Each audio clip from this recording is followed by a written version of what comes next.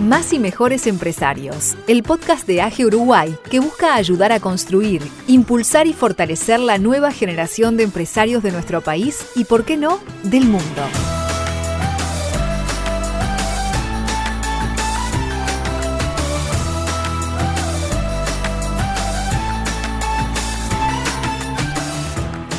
Bienvenidos oyentes a un nuevo capítulo de Más y Mejores Empresarios. Les habla Belén Hernández junto con Matías Viera y Paul Feldkamp.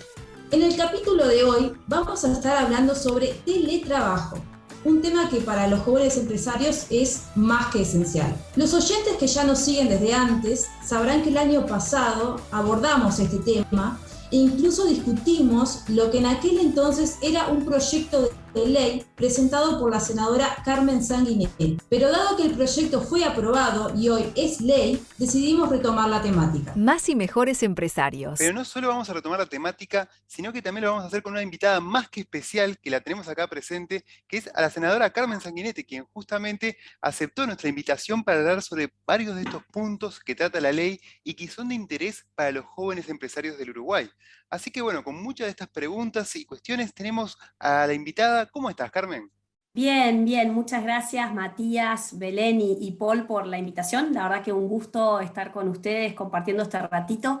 Me encantan todas las organizaciones que promueven el emprendedurismo y ni que hablar a los jóvenes empresarios, así que un placer y de nuevo muchas gracias por la invitación. Antes de empezar con las preguntas, me parece importante aclararle a los oyentes que no vamos a estar haciendo un análisis pormenorizado de la normativa, ya que la ley, si bien es bastante concisa y clara, y cada uno puede analizarla a su tiempo. Por el contrario, como no está sobreregulada, nos parece importante enfocarnos en las dudas que entendemos que cualquier joven empresario podría tener al leer el texto. Teniendo en cuenta esto, Carmen, si querés empezamos con un poco de contexto. Contanos, ¿cuáles son los antecedentes de la ley? ¿Qué te impulsó a presentar este proyecto? ¿En qué países te inspiraste para hacer la redacción? Bueno, la verdad es que yo soy una teletrabajadora parcial desde hace 13 años, desde que nació mi hija mayor, y soy una convencida de la importancia de esta modalidad primero como vehículo de inclusión social para algunos colectivos, ¿no? Personas en situación de discapacidad, ni que hablar de discapacidad motriz, para personas que viven lejos de los centros poblados y demás. Pero fundamentalmente acá me paro como mujer, madre de 3 niños, para aquellas que buscamos compatibilizar un cierto estilo de crianza que busca estar en la vida de nuestros hijos y vidas profesionales muy demandantes, ¿no? Entonces realmente yo encuentro en el teletrabajo un aliado bien importante, bien fundamental. Y bueno, yo empecé a teletrabajar, como les decía, hace 13 años, vivía en aquel entonces en el exterior, y cuando volví a Uruguay en el año 2011 y empecé la búsqueda laboral, que para algunos es tan difícil, ¿no? Porque uno cuando vive afuera dice, bueno, vuelvo a Uruguay con una maestría y pila de experiencia en esta área, que digamos, seguro que voy a tener muchas opciones. Bueno, me encontré con una realidad bastante distinta, y en definitiva cuando empecé a buscar trabajo y pedía una cierta flexibilidad, había una barrera enorme del otro lado. Yo siempre digo, bueno, en ese momento que te dicen quedan 3 candidatos, yo en ese quedan 3 decía, bueno, mirá, yo soy trabajadora, soy comprometida, me encanta lo que hago, pero nunca más volví a estar 10 horas afuera de mi casa desde que tengo hijos. Y ahí la cara del que me estaba entrevistando se le transformaba y yo salía, decía quedan 2, o sea, quedé afuera de este proceso de selección, ¿no? Entonces, en definitiva, yo sabía cuando ingresé el 3 de marzo del año pasado a ocupar esta banca que esta iba a ser una de las áreas en donde iba a trabajar, porque me parecía bien importante que Uruguay tuviera un marco normativo, porque en definitiva la resistencia por parte de las empresas a darle la posibilidad a sus trabajadores de que teletrabajen tenía que ver, a mi juicio, con esta falta de marco normativo que diera la seguridad jurídica necesaria. Nunca me pensé que iba a ser el primer proyecto de ley, porque bueno, tampoco me pensé que iba a venir la pandemia, ¿no? Pero cuando vino la pandemia dije, bueno, prendamos cartuchos a este tema porque realmente se precisa avanzar en este tema. Si vamos a los antecedentes son largos en Uruguay. El primer proyecto de ley que planteaba crear un Comité Nacional para el Teletrabajo es del año de 2009, o sea, hace más de 11 años que en Uruguay se está hablando de este tema. En el 2010 tenemos la primera encuesta que muestra que había en Uruguay 100.000 teletrabajadores, o sea, esto no era algo que le afectaba a un puñadito de uruguayos, eran un número significativo de uruguayos que estaba trabajando en esta modalidad.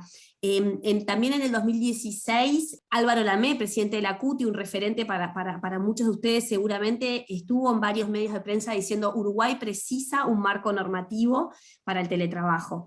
En el 2018 se hace una primera experiencia piloto en el Banco de Seguros del Estado. Fernando Pereira dice, bueno, el presidente del PIT-CNT dice, bueno, estoy estudiando el tema del teletrabajo. En el año 2018 se creó un ámbito interinstitucional en donde estaba el Ministerio de Trabajo, Uruguay 21, la ANI, la CUTI, para justamente presentar un proyecto de ley.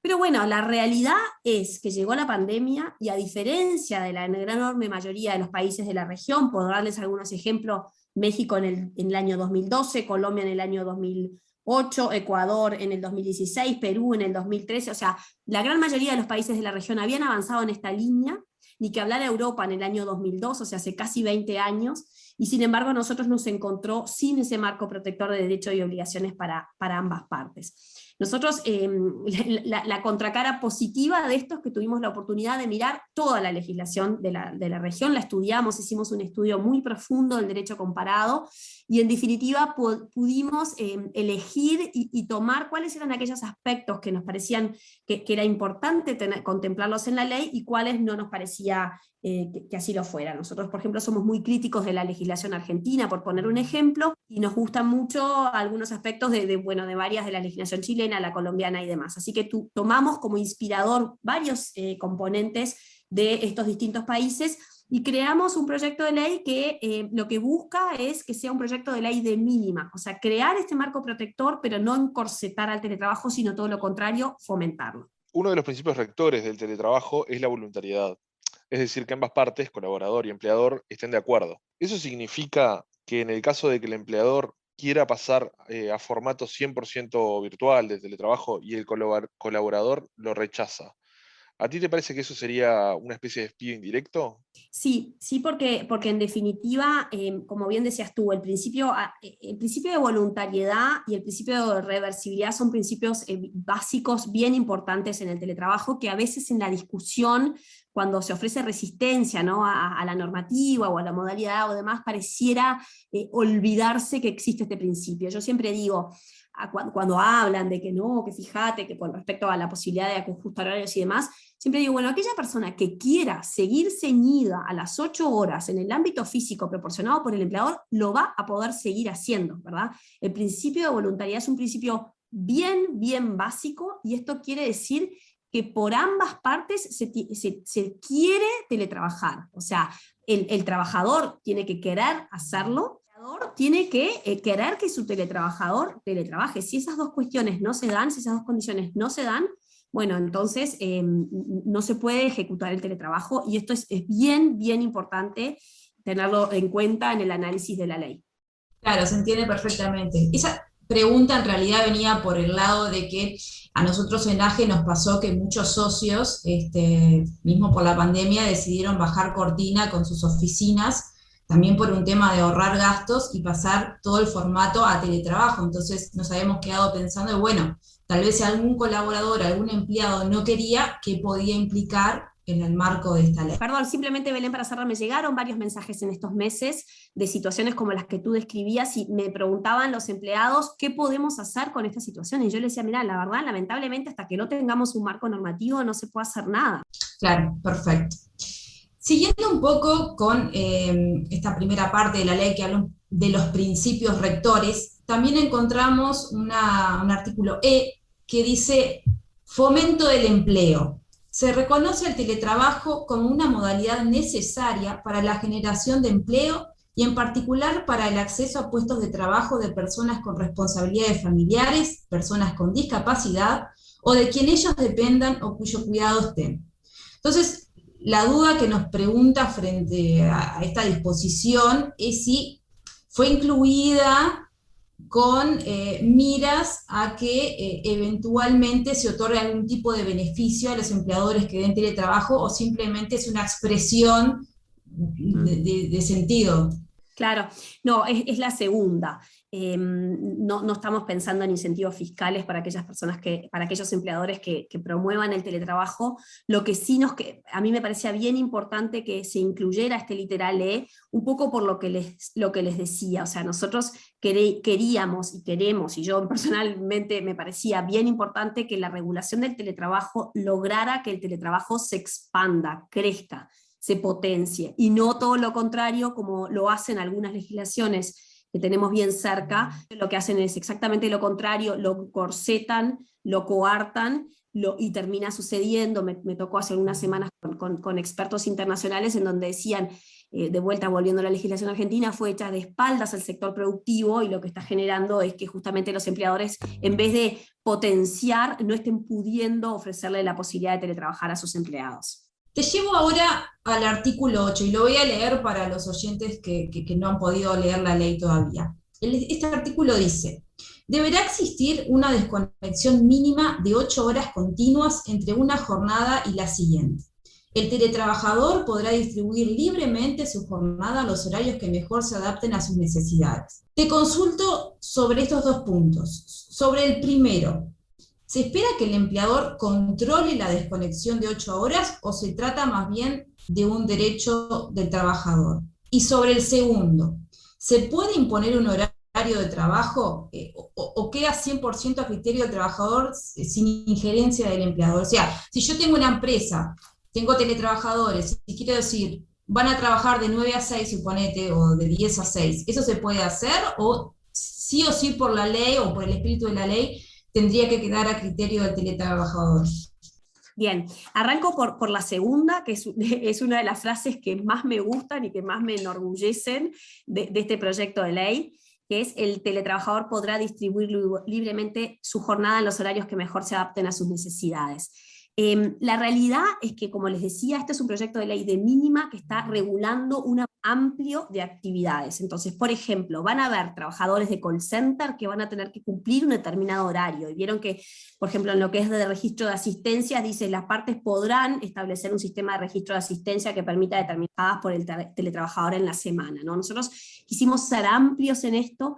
Creemos que van a haber casos, que van a haber casos en donde el teletrabajador va a tener que cumplir un horario, y está previsto que esto pueda suceder, pero también creemos que en un porcentaje muy significativo, que seguramente es el más preponderante y que va a ir creciendo, en realidad el teletrabajador va a tener esta flexibilidad tan deseada, porque en definitiva yo acá siempre digo, si a mí me hablas de obreros de la construcción, capaz que yo sé poco de esa realidad, pero de los teletrabajadores llevo años, décadas hablando con teletrabajadores, y me consta que el hecho de poder trabajar desde distintos lados y el hecho de poder acomodar horarios son las dos grandes cuestiones centrales que valoran, ¿verdad? En relación a la desconexión mínima de 8 horas continuas, eso fue un agregado de diputados. Como yo les decía, el espíritu, si ustedes miran la versión que se aprobó en el Senado y la versión que salió de diputados, en diputados se le agregaron cuestiones que en definitiva hacen como un doble clic en los temas. Yo no era partidaria de poner este tipo de disposiciones específicas, pero yendo a la pregunta, entendemos que es un derecho del trabajador, ¿verdad? Un derecho de tener estas 8 horas continuas de desconexión que nosotros entendíamos que no era para la ley, sino eventualmente para una reglamentación futura. Qué importante es tener de primera mano también, conocer un poco ese espíritu, o cómo fue formada todo lo que es el proceso, también con alguien con experiencia como vos comentabas, porque también eso nos da como un marco para saber dónde es que se está aplicando, porque hay muchas preguntas también. Dentro de esas preguntas también tenemos como si esas responsabilidades de los empleadores respecto a lo que es la parte de la higiene laboral, ¿verdad? Todo lo que es la parte de salud y seguridad, las condiciones de salud y seguridad.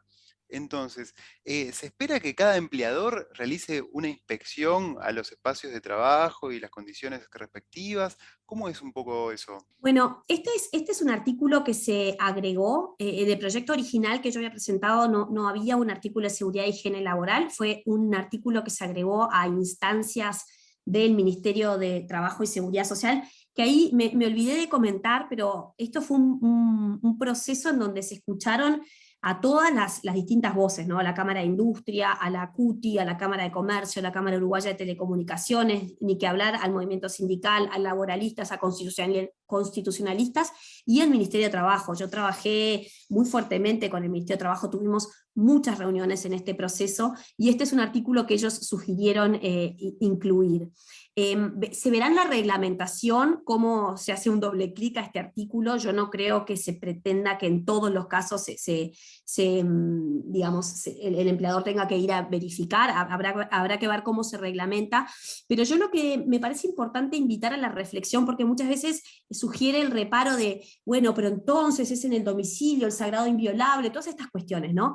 Y yo siempre digo, a ver, ¿qué solución tenés tú? ¿No? Porque en Uruguay nos encanta poner los problemas, ¿no? Problemas, bueno, a ver, pensemos en las soluciones. Entonces, yo lo que quisiera enfatizar es, la modalidad de teletrabajo tiene aristas complejas. Esta es una. Nosotros lo que hicimos fue seguir un poco los consensos internacionales en relación a cómo se resolvieron estos temas.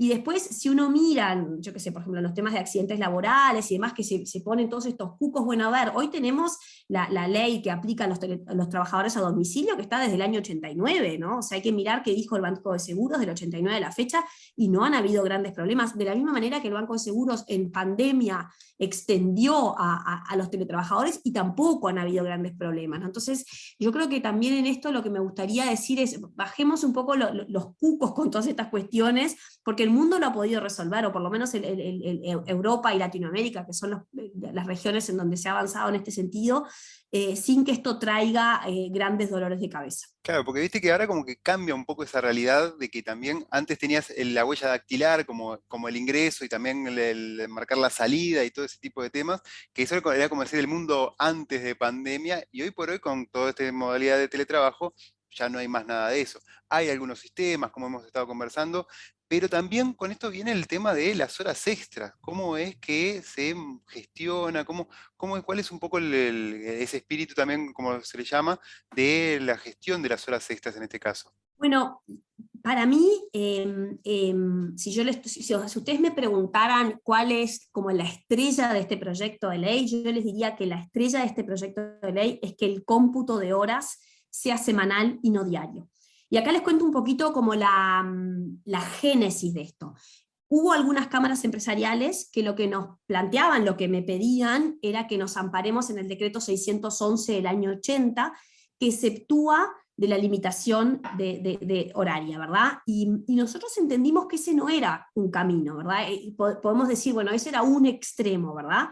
El otro extremo, o lo más natural, y que de hecho la oposición se para en este lugar, y fue una de las principales razones por las cuales no acompañaron el proyecto, es seguir abrazados a las 8 horas. Yo siempre digo, la ley de 8 horas fue una ley de vanguardia, una ley que fue imprescindible, necesaria, y que sigue siendo hoy muy necesaria para, por ejemplo, de aquellas personas que trabajan en turnos en el mundo industrial, ¿verdad? Pero no podemos, a mi juicio, seguir en pleno 2021 abrazados a una ley que no aplica a este tipo de actividad. Entonces, para mí, haber logrado que el cómputo sea semanal y no diario, y que sea el teletrabajador en acuerdo con el empleador, porque de vuelta puede haber casos en donde sí tenga que ser esas 8 horas, pero que en donde la enorme mayoría de los casos el teletrabajador, ustedes, seguramente muchos de los que nos están escuchando digan, mira, yo la verdad que prefiero trabajar jueves y los viernes irme para afuera, a hacer kitesurf, por ejemplo, me han dicho varios kitesurfistas. Como en Islandia. En Islandia están promoviendo la jornada de 4 días por semana, 8 horas. Exacto. O como digo yo como madre, yo la verdad que siempre pongo este ejemplo. Para mí, los pocos días a la semana que puedo ir a buscar a mis hijos al centro educativo, ese ratito, ese verle la cara, esa interacción con la maestra, es impagable. O sea, si yo no tengo que trabajar en horas 3 veces más en otro momento, de verdad que lo hago. Lamentablemente no puedo ir mucho, pero los viernes trato de ir siempre, y trato de los viernes, en principio, a no ser que haya algo, trabajar desde mi casa y poder traer a unos, ¿no? Entonces, esto de verdad, a mi juicio, es para Uruguay, para un país tan conservador, en donde los cambios nos cuestan tanto. Esto es una de las principales ventajas del proyecto, que a mí en lo personal me da un gran orgullo, y que siento que estoy haciéndole al país un enorme aporte. que me está costando unas críticas terribles, como habrán leído por ahí, por supuesto, es muy resistido, pero bueno, en Uruguay los cambios son muchas veces muy resistidos, no en el sector de ustedes, que justamente tienen un perfil de personas que les gusta soñar buenas o nuevas realidades y trabajan para crearlas, pero en el conjunto de la población este tipo de cosas nos cuestan, y yo realmente creo que más allá de todo lo terrible que trajo la pandemia, y no vamos a entrar en eso, de vuelta, para un país conservador como el nuestro, nos abre una oportunidad muy única de impulsar cambios, y este creo que es uno. Carmen, el artículo 12 de la ley habla sobre las herramientas de trabajo, que en caso de desacuerdo, el empleador deberá proporcionar los equipos, insumos, servicios y demás herramientas necesarias para el desarrollo del teletrabajo. Pero ¿cuál es el límite razonable de esa disposición? ¿Se espera, por ejemplo, que un empleador se ocupe de costos como la luz y el agua por el teletrabajo que está haciendo el empleado? Bueno, de vuelta quisiera ir a la génesis de este artículo. El párrafo que tú acabas de leer fue un párrafo que se sumó en diputados. Nosotros lo que habíamos puesto es: las partes acordarán la forma de provisión de las tecnologías de la información necesarias para que el trabajador desarrolle el teletrabajo, debiendo quedar debidamente consignado en el contrato de trabajo. Yo siempre digo, si yo fuera legislador en Finlandia, en un país en donde las empresas tienen espaldas más anchas, yo hubiera puesto, y no me hubiera temblado el pulso en poner, que el empleador pague todo. La realidad es que acá se habla mucho de los derechos, de los trabajadores, derechos. Yo estoy una convencida que a los trabajadores hay que protegerlos, hay que cuidarlos, y ni que hablar en donde hay una relación laboral en donde el trabajador es más vulnerable que el empleador. Eso no lo podemos desconocer. Pero yo siempre digo, de las 390 empresas asociadas a la CUTI, 350 son pequeñas y medianas empresas. ¿Qué me dijeron durante estos 16 meses estas pequeñas y medianas empresas? Mira, Carmen, si yo a mis 17 empleados, además de la computadora fija, les tengo que comprar una laptop, ¿sabes lo que va a pasar? No los voy a poder dejar teletrabajar. Entonces me parece bien importante que ustedes entiendan desde dónde me paro yo con este artículo y por qué no habíamos puesto esto que se le sumó en diputados, que dice en caso del desacuerdo, ¿no? Porque justamente nosotros lo que queríamos era que, volvemos al fomento del teletrabajo, que la mayoría de las personas, la enorme mayoría, que todos ojalá de los que quieran teletrabajar, puedan teletrabajar. Y este tipo de cuestiones nos parece que pueden llegar a ser un obstáculo. Entendemos que es una solución razonable desde el punto de vista legislativo, y en relación a cómo se hace el doble clic en equipos, insumos, servicios, va a ser típicamente algo que se va a resolver en la reglamentación. Yo creo que, digamos, equipos, una laptop puede ser razonable. Si quiero ampliar mi ventana para tener mejor iluminación, no es razonable, ¿verdad? Por ponerles un ejemplo extremo. Pero sobre todo quiero hacer hincapié en el espíritu y cómo se gestó este artículo, que a veces si ustedes leen la letra fría no conocen todo el proceso, y de paso decirles, cada una de los puntos y de las comas que están en un proyecto de ley, ustedes podrán estar en mayor acuerdo o en mayor desacuerdo, pero yo les aseguro que llevó horas de estudio, de trabajo, de reuniones, o sea, deberán, todas esas cuestiones que uno a veces los lee cuando no está en el lugar que me toca estar a mí, y le parece que aleatoriamente se elige una u otra palabra. No, o sea, realmente hubo mucho trabajo, mucho estudio y mucha, digamos, una enorme responsabilidad y compromiso para que esta ley fuera la mejor ley posible, como siempre perfectible y mejorable, pero bueno, la mejor ley posible. Se entiende perfectamente, Carmen, tu postura. De hecho, al menos yo en lo personal la comparto, y para los oyentes que nos están escuchando, en resumen, lo que nos está diciendo Carmen es que esto probablemente se regule, capaz de una forma más pormenorizada en la reglamentación, y si no, como todas las cosas legales, después quedará a criterio de la jurisprudencia y la doctrina, que tendrán tiempo suficiente de elaborar sus propias posturas. No todo en derecho es blanco o negro, así que bueno, más adelante para los que somos abogados habrá lindos debates sobre este punto. Para ir finalizando, me parece importante no dejar de consultarte sobre los accidentes laborales, los accidentes de trabajo. ¿La reglamentación tiene pensado abordar este tema que es súper complejo de controlar, digamos, remotamente? Justamente lo que pusimos en el artículo 13, que es el artículo que refiere a los accidentes laborales y enfermedades profesionales, simplemente se remite a las disposiciones contenidas en la ley 16.074 del agosto del 89, ¿verdad? O sea, no estamos innovando ni un poco. Esto ya estaba contemplado, aplica a los trabajadores a domicilio. Cuando yo estaba estudiando y preguntando un poco, me decían, ¿quiénes son los trabajadores a domicilio? Me decían, bueno, por ejemplo, los que arman los juegos de caja. Como se imaginarán, hace 20 años los que armaban los juegos de caja eran muchos, hoy son cada vez menos, son una especie en extinción, pero esto es algo que ya estaba digamos, funcionando, y que tiene que ver con esto de a causa del trabajo o en ocasión de este, ¿verdad? Esto no ha traído grandes problemas, habría que ver los criterios que aplicó el Banco de Seguros justamente desde el 89 a la fecha, pero con todos los laboralistas con los que he conversado en estos meses, no les parece que esto en definitiva vaya a traer, digamos, complejo para ninguna de las partes. Se trata de apelar al sentido común, y bueno, y yo creo que en definitiva, de vuelta, esto no estamos innovando, es un poco lo que se ha hecho en todos lados en relación a este tema. Claro, claro. Entonces, bueno, Carmen, nos queda agradecerte por todo este tiempo, por habernos brindado esa información de cómo fue el génesis de la ley, en qué se pensó, todos los esfuerzos, quién fue, digamos, un poco esa base de 13 años de experiencia viviendo lo que es el teletrabajo, porque muchas veces se da en pila de ámbitos, ¿verdad?, que se habla, pero capaz que no se tiene la vivencia propia, como fue en este caso. Entonces, eso también está bueno conocerlo, está bueno que todos aportemos, como vos bien comentabas, con las distintas industrias, en la CUTI, a la cual también pertenezco, todo ese tipo de temas que estén sobre la mesa, que todos lo podamos escuchar para seguir avanzando. Así que bueno, de nuestra parte, muchas gracias por tu tiempo, y bueno, y estamos a disposición para futuras novedades que se puedan venir. Cómo no, muchas gracias a ustedes por la invitación, la verdad que un placer. Me gustaría cerrar contándoles esto, como todo en la vida, hay distintas maneras de hacer las cosas, ¿no? Y en la legislación hay distintas maneras. Yo soy bastante crítica de las legislaciones que están divinas en papel, y que yo antes de estar en este rol decía, wow, qué buena esta ley, y qué gran avance, y después cuando me toca estar en este lugar y estoy mucho más en contacto con los actores de la realidad, uno se da cuenta que hay una brecha gigante entre la ley y lo que pasa en los hechos.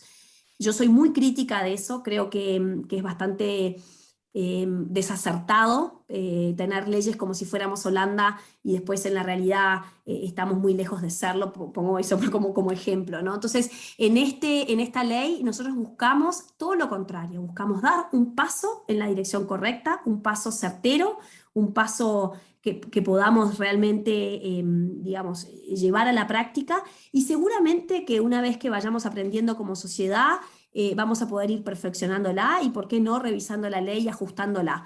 Pero queríamos que en definitiva esto tuviera una base muy sólida en lo que pasa en los hechos, y ese fue también parte del espíritu de la ley. Muchas gracias a todos por la invitación, un placer, y nos estamos viendo. Por favor, gracias a ti. Y bueno, con esto estamos cerrando un nuevo episodio de Más y Mejores Empresarios, el podcast de AGE Uruguay, que busca ayudar, fortalecer e impulsar a los empresarios del Uruguay y, por qué no, del mundo. Nos vemos en la próxima. Chao, chao.